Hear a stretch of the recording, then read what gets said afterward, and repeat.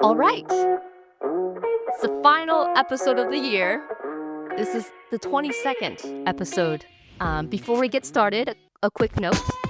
I was recently a guest on the Fun Police podcast, where we had a candid, but honestly pretty fun conversation about District 4, which is the Sunset District in San Francisco.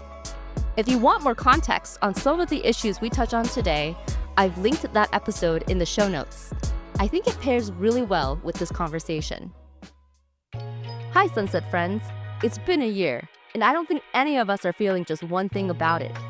The Sunset feels like it's waking up, and with that comes a bit of an identity crisis. Change is uncomfortable, and this year has been uncomfortable in a lot of ways. But I wanted to pause and say thank you to everyone who showed up, listened, shared this podcast, and found something meaningful in the conversations we've had. Today's guest is a product of the Sunset and a product of this moment. He's been civically engaged since his student days at Lincoln High School, just a few blocks from here. And that commitment has been consistent over time. Recently, he stepped into a new role as the appointed District 4 Supervisor at a time when the neighborhood is processing a lot of change. People have questions about the Great Highway, about parking, about zoning, and those conversations can be intense. But before policy, before positions, this podcast has always been rooted in a simple belief. When we understand where people come from, who they are at their core, we're better equipped to navigate disagreement and move forward together. So today, we're learning more about Alan Wong, the human side. So with that, Alan, thank you for being here. Great to join. I'm excited to be on the podcast. Great. Well, you grew up in the Sunset, Hoover, Lincoln, these blocks. But a lot of people don't actually know your family story. Can you tell us a little bit about your parents, how they came to San Francisco, why they chose the Sunset District, and what growing up here was like for you? Both my parents are originally from Hong Kong, and they came to San Francisco looking for better opportunity for themselves and for their family.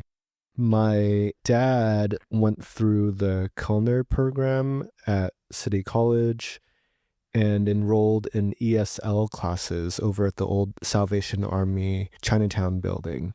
And through that City College training, he was able to get a job as a Union Hotel cook at the Grand Hyatt on Stockton Street near Union Square. And my mom was a homemaker. Through their hard work, we were able to live in in-laws in the Sunset neighborhood. My parents, they came to Sunset for the same reason many others do. They wanted to come to a neighborhood that was safe and clean and was neighborhoody, and a place where they could potentially send their kids to good quality schools in the neighborhood in the future. So you said we. So do you have siblings?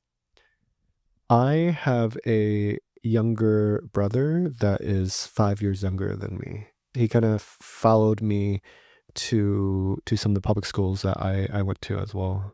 I think it's so impactful that your parents' story is really a story of the Sunset District as well. That they had you and your brother. What do you remember most about the neighborhood when you were a kid?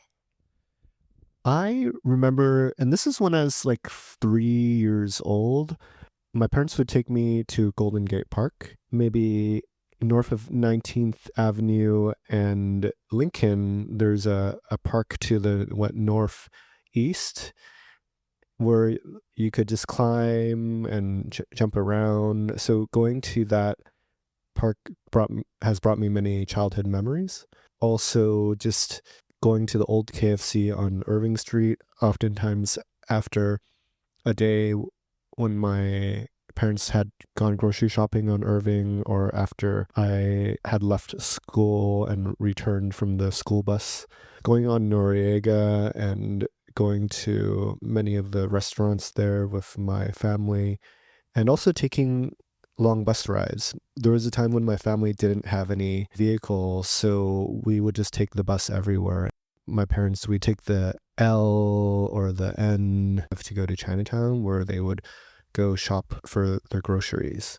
Growing up, I also gain a new appreciation for Chinatown because it's a symbolic home of the Asian community in San Francisco. Right. What values did your parents emphasize growing up? I think my parents encouraged me to work hard, to focus on school. They weren't too strict with me. My parents weren't tiger parents or anything, but they just told me, hey, make sure you're doing your homework, make sure you're studying. But they didn't push me too hard on anything. I think they just wanted me to do all right in school.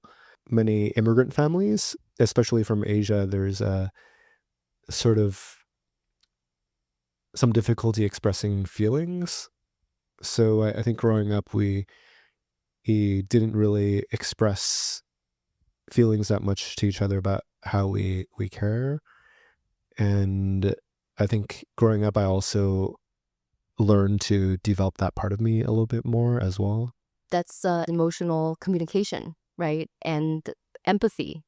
I'm glad that you found another way to kind of develop those skills, which are critically important and must have led to why you're civically engaged, right? What pulled you towards that leadership? Was that kind of where you learned how to express yourself emotionally, or you found some inspiration somewhere to kind of draw you towards a path down civic service? For me, it's always been about service and making people's lives better. What's drawn me to being civically involved has always been about making lives better for people and doing my little part in that. I remember when I first got involved in student government at Lincoln, for me, it was about finding an avenue where I could speak up about maybe better books or cleaner restrooms for our student community and finding a channel to do that. I got elected to student government at Lincoln High School, and then I realized, oh, it's mainly focused on dances and posters. So I was encouraged by my associate student body president at the time to get involved in the SFUSD Student Advisory Council. And that was a advisory group of students from each high school that provided feedback to the school board and the superintendent. So that was where I was able to really invest my time and get involved in a way that I felt was meaningful and supportive of my fellow students. That's a great program. Are they still doing that? Yes. There continues to be students that serve on the SFUSD Student Advisory Council. How many of them are there? There are 2 from each high school if all the positions are filled. Got it. And so in a role where everyone wants immediate answers and when conversations can get real spicy, what are some ways in which you balance being deliberate and consistent with the pressure to move fast? I think that my perspective in approaching policy issues is try to gain an understanding of all the different ideas that are out there from across the political spectrum. I'm naturally the sort of type that likes to understand what other people are saying, and I think that having disagreements or differing opinions helps sharpen my perspective on things. Is there like anything that you do to unwind? I like to go running. For the last 20 years, I've been running along the trail on the Great Highway for my exercise, and then doing push-ups on the pavement outdoors while I go running. Also going swimming, and I also like playing Magic the Gathering. And Dominion. And Dominion. I like board games where you get to play with other people. The neat thing about playing these sort of board games or other card strategy or whatever games is that you never know what the other person's going to be doing, right? Because human beings are they're strategic, but at the same time they're a little bit unpredictable. And whereas if you played against an AI, they're either much better than you or way worse than you, and they're predictable in a very good way or a very bad way. So I like games where there's multiple people playing ideally, and there's that human interaction and surprise to it. Right. I find that when you play games, you're pretty strategic.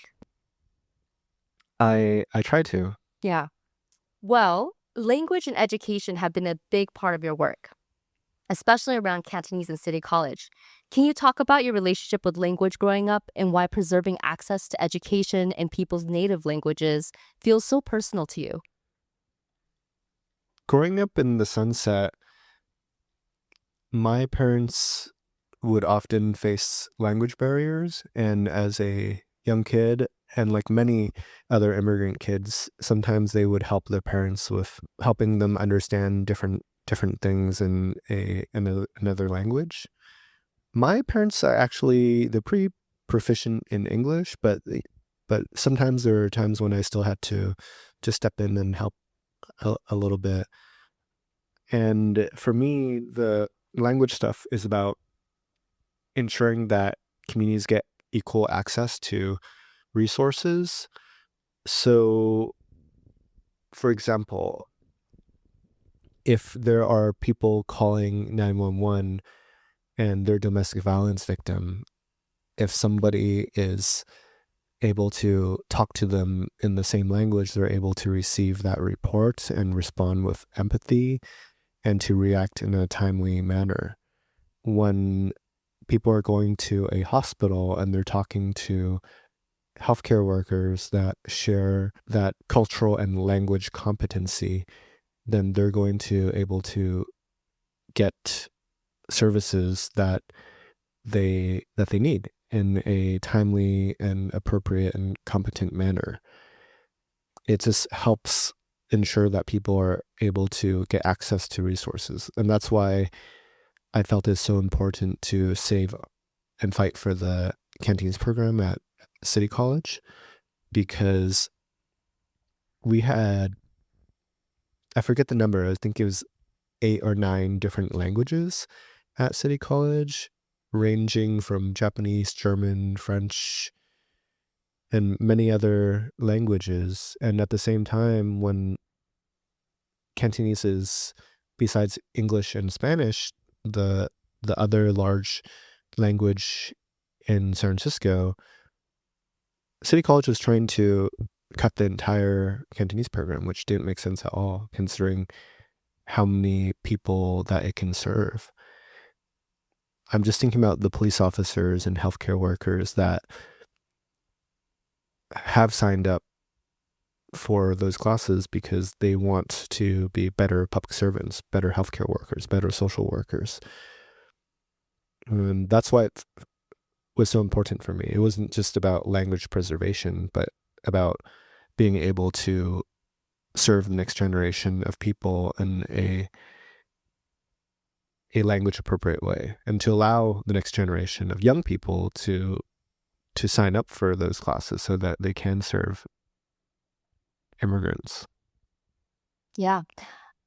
I actually started to take classes from City College after your effort to save City College, and found that there are a lot of great classes at City College that you can take online. Mm-hmm. I'm very thankful for that opportunity that we can, in San Francisco, if you live in San Francisco, you can take classes for free as a resident, which is really amazing because education is such a fundamental part of who I am, and sounds like who you are as well. Yes, when I was working at City Hall as a legislative aide for District 4, I was the principal staff person working on the Free City College legislation in 2019 to guarantee Free City College for the next decade. And it's so important because I was able to attend City College classes for free with a low-income tuition waiver. And that low-income tuition waiver allowed me to afford these opportunities I otherwise would not have been able to. With city college classes and AP classes at Lincoln and taking a large load at UCSD, I was able to graduate from UCSD when I was just 19 years old with a bachelor's degree.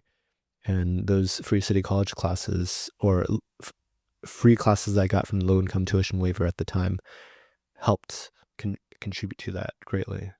So now that you're serving as the District 4 interim supervisor, are you also still on the city college board?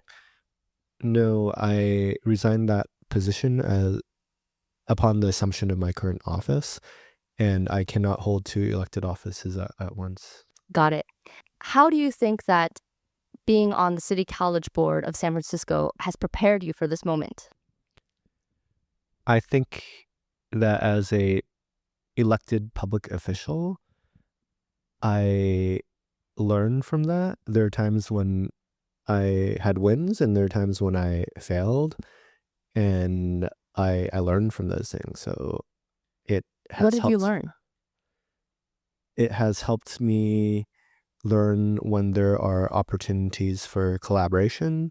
It has helped me learn when there are ways to accomplish common objectives working with other people. And it's given me a place where I've grown as a public servant, and I think it has helped contribute to me being a stronger person to be in the office that I'm in currently because of those lessons that I've learned in the past as a elected official already. Because those skills don't just show up out of nowhere. They're developed over your life. And being a supervisor in San Francisco, it's not for the faint of heart. Not for the faint of heart, eh? Why? Can you tell us a little bit, peel back the behind the scenes? What do you mean by that? When you're in the office, there's so many issues, right? San Francisco has a budget larger than so many states. I don't even remember the specific number, but we have a budget that's larger 15 billion, yeah. Many states. Yes. And we have such a huge responsibility, and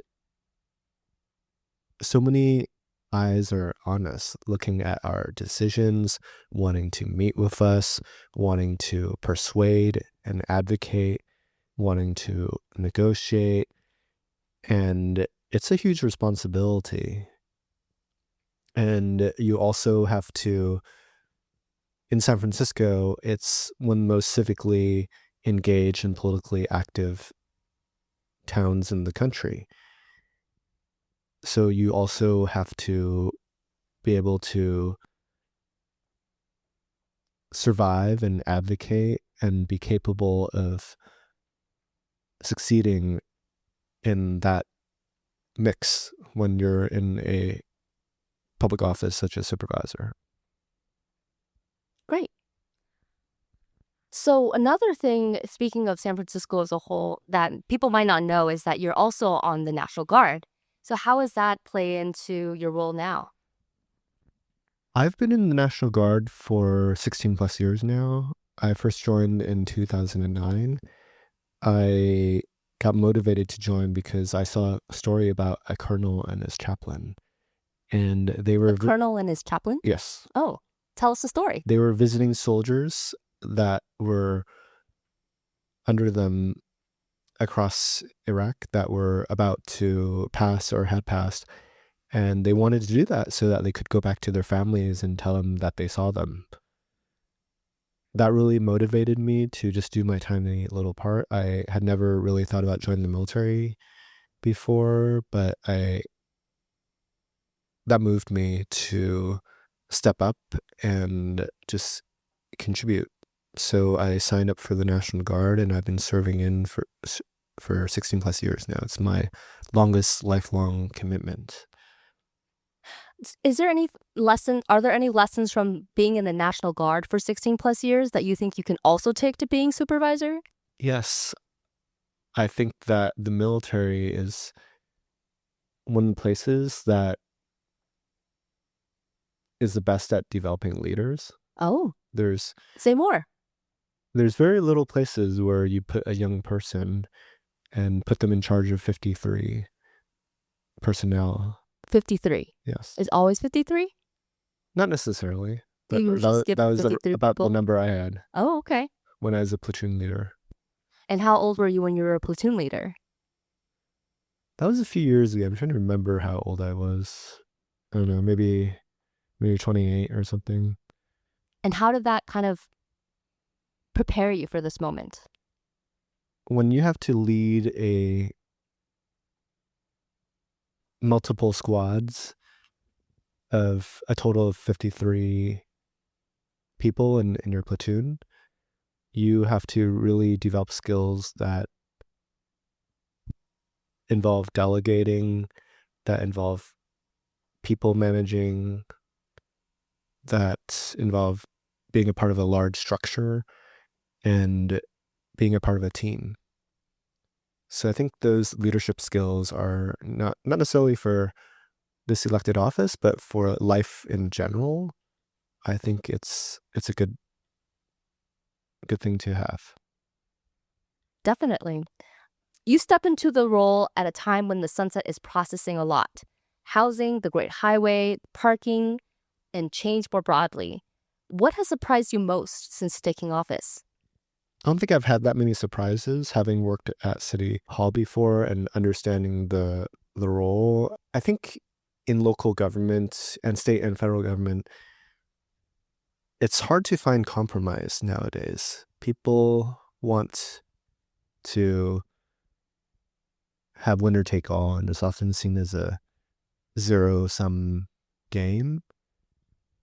And I've always been somebody that has wanted to see if there are options where we can build the largest coalition possible for something that we can all get around.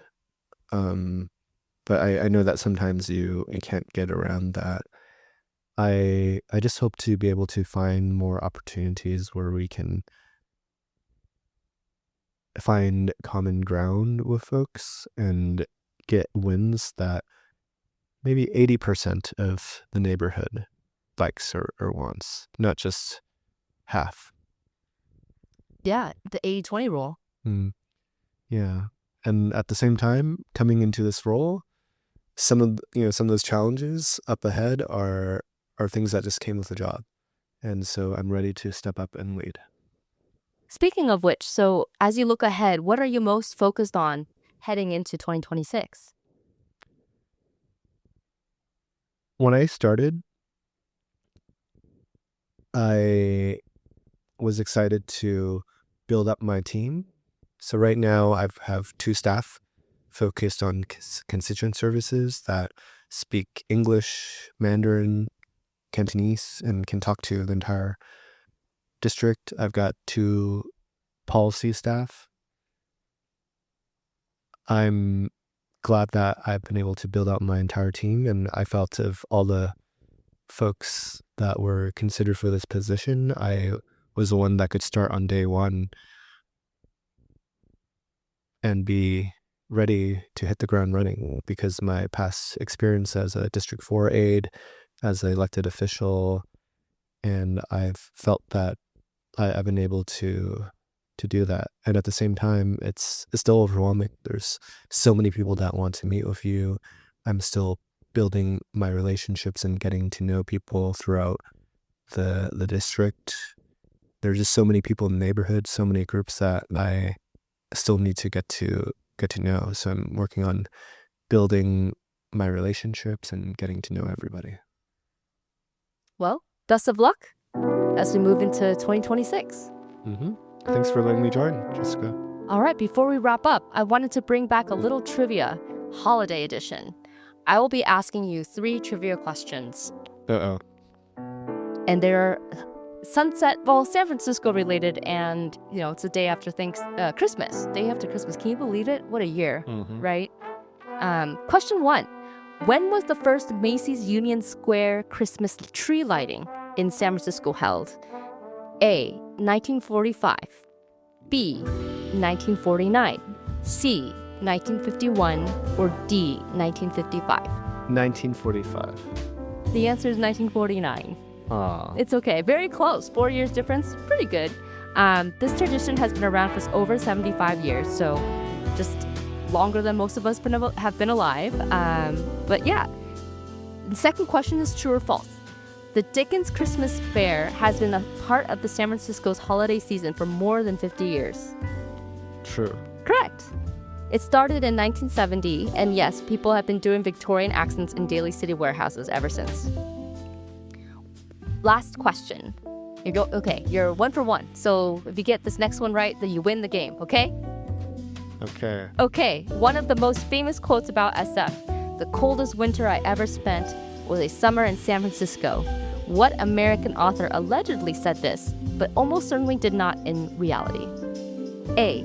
Ernest Hemingway. B. Jack London. C. John Steinbeck. Or D. Mark Twain. Mark Twain. Mark Twain is correct. All right, 2 out of 3 is a winner in our book. So congratulations, Alan. What's my prize? Bragging rights. Great. All right. And with that, we'll wrap up the episode and this year of the Sunset Connection. Thank you, Alan, for joining us today. And thank you, everyone, for listening, for sharing these conversations, and for showing up. This podcast has always been about people and place, how we live here, how we disagree, and how we keep moving forward anyway. That won't change. I'm looking forward to continuing these conversations in the new year in whatever form they take. Until then, take care of yourselves and take care of each other. And I'll see you in the neighborhood.